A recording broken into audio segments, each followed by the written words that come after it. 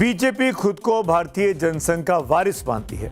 जनसंघ की स्थापना करने वाले श्यामा प्रसाद मुखर्जी थे, वो बंगाल से थे, हिंदू महासभा से भी जुड़े रहे, उसके अध्यक्ष भी रहे, नेहरू मंत्रिमंडल में उद्योग मंत्री भी रहे। लेकिन नेहरू से असहमति हुई तो जनसंघ बना लिया।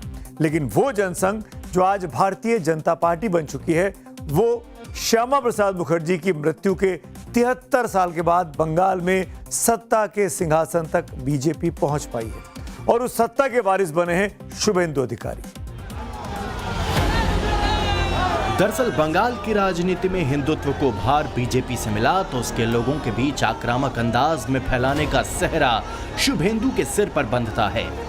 बीजेपी का लंबे समय से ममता बनर्जी पर यह आरोप रहा है कि वो मुस्लिम तुष्टीकरण की राजनीति करती हैं। तो उसके जवाब में ममता बनर्जी बार बार ये बताती रहीं कि वो किसी से भी ज्यादा हिंदू हैं। सर्वमंगल मंगल्ये शिवे सर्वार्थ साधिके शरण्ये त्र्यंबके गौरी नारायणी नमोस्तुते सृष्टि स्थिति विनाशनं शक्तिभूते सनातनी गुणश्रयी गुणमयी नारायणी नमोस्तुते। धर्मनिरपेक्षता का तकाजा है कि धर्म का मामला राज्य से अलग रहे, लेकिन वोट का खेल अक्सर धर्म को फायदे नुकसान की राजनीति में घसीट लाता है। 2011 में ममता बनर्जी की पश्चिम बंगाल में ताजपोशी हुई और अप्रैल 2012 में उन्होंने मस्जिदों के इमामों और मुअज्जिनों के लिए 2500 रुपए मासिक भत्ते की शुरुआत की, जिसे इसी साल मार्च में बढ़ाकर 3000 रुपए कर दिया गया था। हालांकि ममता पर जब मुस्लिम तुष्टीकरण का आरोप लगा तो 8 साल बाद सितंबर 2020 में पुजारियों के लिए 1000 रुपए भत्ते और मुफ्त आवास दिए जाने लगा, जिसे मार्च में बढ़ाकर 2000 रुपए कर दिया गया। इस पर तीखी प्रतिक्रिया होने लगी। प्रतिक्रिया बंगाल में बाबरी मस्जिद बनाने का दम भरने वाले आम जनता उन्नयन पार्टी के प्रमुख हुमायूं कबीर की तरफ से भी आई। सबसे बड़ी बात है कि एक तरफ बकरीद पर गोमांस की खरीद बिक्री पर पाबंदी वाले शुभेंदु अधिकारी के फैसले का हुमायूं कबीर विरोध कर रहे हैं और कह रहे हैं कि बकरीद पर गाय भी कटेगी, लेकिन दूसरी तरफ मौलवियों पुजारियों के भत्ते रोके जाने को सही भी ठहराया। वो गवर्नमेंट का सिद्धांत है और जो गवर्नमेंट को जो निर्णय लिया, कोई सुविधा किसी को व्यक्तिगत स्तर में सरकारी फंड से नहीं देना, तो उनका गवर्नमेंट का जो सिद्धांत ले लिया उनको मैं स्वागत कर रही हूँ, कोई विरोध नहीं करूँगा।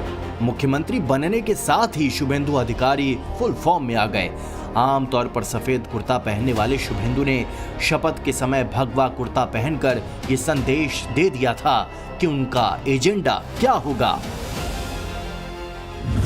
शुभेंदु अधिकारी ने बिल्कुल शुरुआत में ही ऐलान कर दिया था कि राज्य के सभी सरकारी और सहायता प्राप्त स्कूलों में सुबह की असेंबली में वंदे मातरम अनिवार्य होगा और उसमें सभी छात्रों को इसमें शामिल होना पड़ेगा। वहीं सरकार ने नोटिस जारी कर दिया कि बिना फिटनेस सर्टिफिकेट के किसी भी मवेशी भैंस की हत्या पूरी तरह से प्रतिबंधित होगी और वो फिटनेस सर्टिफिकेट किसी नगर पालिका के अध्यक्ष, किसी पंचायत समिति के प्रमुख और एक सरकारी पशु चिकित्सक के साथ मिलकर जारी किया जाएगा। इनके अलावा शुभेंदु सरकार ने यह भी साफ कर दिया कि जानवरों की हत्या केवल नगर पालिका के बूचड़ खाने या स्थानीय प्रशासन से निर्धारित बूचड़ खाने में ही की जाएगी। टीएमसी आरोप लगा रही है कि वो मुख्यमंत्री की तरह काम नहीं कर रहे हैं, बल्कि वो तो समाज में बंटवारा करने वाला काम कर रहे हैं। टीएमसी देख रही है कि मुख्यमंत्री बनने के साथ ही शुभेंदु अधिकारी ने ममता सरकार के फैसलों को बदलना शुरू कर दिया है और इसमें एक बड़ी शुरुआत हुई कि शुभेंदु अधिकारी के अधिकारी बैठेंगे कहां से पश्चिम बंगाल की सरकार चलेगी। 2013 में यानी मुख्यमंत्री बनने के 2 साल बाद ही ममता बनर्जी ने राइटर्स बिल्डिंग से अपना सचिवालय हटा दिया था। उन्होंने नया सचिवालय हुगली पार हावड़ा जिले के शिवपुर की बहुमंजिला इमारत में कर दिया, जिसका नाम नवन्ना बिल्डिंग है। वहां पहले हुगली रिवर ब्रिज कमिश्नर और सरकार वस्त्र व्यापार के दफ्तर थे। 14 मंजिला उस इमारत की सबसे ऊपरी मंजिल पर मुख्यमंत्री ममता बनर्जी का दफ्तर बनकर तैयार हुआ। लेकिन बीजेपी की जीत के साथ ही साफ हो गया कि अब सरकार बदलेगी तो सरकार का सचिवालय भी बदलेगा। আমরা 2021-এ ঘোষণা করেছিলাম যে আমাদের সরকার রাইটার্স থেকে চলবে, তো সেজন্য এখন সেখানের অবস্থা কি জানি না। যিনি নতুন মুখ্যমন্ত্রী হবেন তিনি সকলের সঙ্গে আলোচনা করে অবস্থা বুঝে ব্যবস্থা নেবেন। लाल रंग की वो इमारत अंग्रेजों के जमाने में पूरे देश की सत्ता का केंद्र रही है। आजादी मिली तो पश्चिम बंगाल की हुकूमत उसी लाल बिल्डिंग से चलती रही, लेकिन 24 साल के कम्युनिस्ट राज में लाल रंग के कारण वो लेफ्ट फ्रंट का पर्याय ही बन गया था।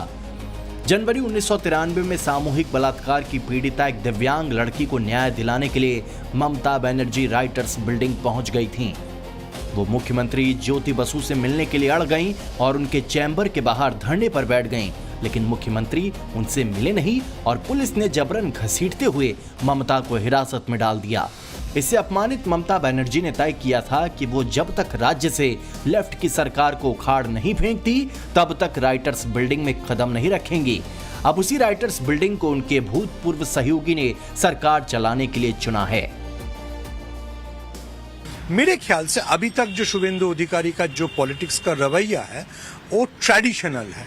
He is doing very Orthodox. तो ऑर्थोडॉक्स पॉलिटिक्स करने के लिए जो पुराना ट्रेडिशन है राइटर्स बिल्डिंग में वापस आना अच्छा रहेगा। और अगर आप देखेंगे जितने सारे कॉन्सुलेट्स हैं, जैसे मार्को रूबियो, जितने सारे बिजनेस हाउसेस हैं वो कलकत्ता में है। उन लोगों को हावड़ा में जाना, मूव करना, इंडस्ट्री के लिए बात करना सभी मुश्किल था। ये गलत डिसीजन था जो शुभेंदु अधिकारी पहले दफाई जिसको चेंज कर रहे हैं। मेरे ख्याल से अच्छा डिसीजन है। यानी कोलकाता के केंद्र से अब नई सरकार का कामकाज होगा। हालांकि अभी नवन्ना से ही सरकार का कामकाज चल रहा है। शुभेंदु सरकार की कोशिशों से लगता है कि वो पुरानी परंपरा को अपनी सरकार के केंद्र में रखना चाहती है। शुभेंदु सरकार की कोशिशों से ये भी लगता है कि ममता सरकार में जिन्हें लगता था कि वो झुकेंगे नहीं, उनको झुकाने का मन अच्छे से बना लिया है। এটা আমরা মেনে নেব না। উনি নিজেকে বলছে আমি সিংহম, উনি যদি নিজেকে সিংহম মনে করে আমরাও মনে করি নিজেকে পুষ্পা, ঝুঁকেगा नहीं। बंगाल में बीजेपी ने 207 सीटें जीती हैं। एक और सीट जीतने की संभावना फाल्टा में हो सकती है, जहां 24 तारीख को चुनाव के नतीजे आ रहे हैं। वो सीट जमाने से टीएमसी का गढ़ रहा है। 29 अप्रैल को वहां वोटिंग होनी थी, लेकिन फाल्टा के कुछ बूथ पर ईवीएम पर बीजेपी के नाम पर टेप चिपका हुआ था ताकि वोटर बीजेपी को वोट न डाल सकें। उसी धांधली के आरोपों में चुनाव रद्द हुआ था, लेकिन अभिषेक बनर्जी के खासम खास कहे जाने वाले जहांगीर खान चुनाव से ठीक पहले मैदान छोड़कर भाग खड़े हुए। जिस शुभेंदु सरकार के खिलाफ चुनाव के दौरान आग उगलते थे, अब उनमें ही विकास पुरुष की झलक दिखने लगी। আমি ফলতার ভূমিপুত্র। আমি চাইবো ফলতা শান্তিতে থাকুক, সুস্থ থাকুক, ভালো থাকুক এবং ফলতায় আরও বেশি বেশি উন্নয়ন হোক। সম্মানীয় মুখ্যমন্ত্রী ফলতা উন্নয়নের জন্য স্পেশাল প্যাকেজ দিচ্ছে। সেই জন্য আমি আগামী 21শে মে যে রিপোল আছে সেই রিপোলের কন্টেস্ট থেকে আমি নিজেকে দূরে সরিয়ে নিলাম। फाल्टा विधानसभा सीट उस डायमंड हार्बर लोकसभा सीट के अंदर ही आती है जहां से ममता बनर्जी के भतीजे अभिषेक बनर्जी चुनाव जीतकर लोकसभा सांसद बने हुए हैं। ये सीट टीएमसी का अभेद किला माना जाती है, क्योंकि 2011 से लगातार वहां टीएमसी ही चुनाव जीतती आ रही है। बल्कि जब लेफ्ट फ्रंट की सरकार थी, उनका बोलबाला था। उस दौर में भी फाल्टा से 2001 के चुनाव में टीएमसी जीत गई थी। इसीलिए मानकर चला जा रहा था कि वहां इस चुनाव में भी टीएमसी ही जीतेगी। लेकिन 29 अप्रैल को बंगाल में हुई दूसरे चरण की वोटिंग में धांधली और गड़बड़ झाले के आरोपों में हुआ मतदान चुनाव आयोग ने रद्द कर दिया था। उस दौरान जहांगीर खान तब सुर्खियों में आ गए थे जब यूपी कैडर के आईपीएस अधिकारी अजय पाल शर्मा जब पुलिस ऑब्जर्वर बनकर जहांगीर खान के गांव पहुंचे तो उनका गुस्सा जहांगीर पर फूट पड़ा था। जहांगीर खान को अभिषेक बनर्जी का बेहद करीबी माने जाने के कारण ही टिकट मिला था। लेकिन वोटिंग से ठीक पहले उनके झुक जाने से बीजेपी को टीएमसी पर हावी होने का मौका मिला। साथ ही ये भी साफ हो गया कि शुभेंदु के राजनीतिक तेवर का ताप अभी सह पाना टीएमसी के लिए आसान नहीं होगा। बहुत सारे लोग पुष्पा बनते हैं, कभी कुछ बनते हैं, लेकिन पुष्पा तो खुश हो गया इस बार। तो ये सारे जो पुष्पा है उनके जो बॉस है ना, देखो डैरबार में मैं जब जाता था तो हर जो लैंप पोस्ट होता था उसके ऊपर फोटो के साथ लिखा होता था ये भी झुकेगा नहीं। तो अब सब झुक रहे हैं, तो एबी का एजेंट भी झुक गया, आगे एबी भी झुकेगा, चिंता मत करिए। जिस टीएमसी के नाम का सिक्का बंगाल में पिछले 15 साल से सत्ता की धुरी में चमक रहा था, उस टीएमसी को भनक तक नहीं लगी कि उसके उम्मीदवार ने बीजेपी के सामने सरेंडर कर दिया, और वो भी अभिषेक बैनर्जी के गढ़ में। इसके बाद टीएमसी ने बयान जारी किया जिसका लब्बो-लुआब यही है कि जहांगीर डर गए। टीएमसी का कहना है कि चुनाव से पीछे हटना जहांगीर खान का निजी फैसला है, पार्टी का नहीं। जहांगीर के चुनाव से पीछे हटने की टीएमसी ने कड़ी निंदा की है और ऐलान किया है कि वो बंगाल से दिल्ली तक बीजेपी का विरोध करेगी। आज जहांगीर खान को मुख्यमंत्री शुभेंदु अधिकारी में फाल्टा का विकास पुरुष दिख रहा है, जबकि कम से कम 4 मई तक तो ममता बनर्जी और अभिषेक बैनर्जी में उनको फाल्टा का उद्धारक दिखता था। अब इस हृदय परिवर्तन की वजह बीजेपी और टीएमसी दोनों बता रही हैं कि जहांगीर खान डर गए हैं। मजबूरी से कर रहे हैं तो समझ गया, जनता का समर्थन भाजपा के साथ है। वैसे जहांगीर खान की छोड़िए, ममता बनर्जी के भतीजे अभिषेक बैनर्जी की भी मुश्किलें बढ़ने लगी हैं।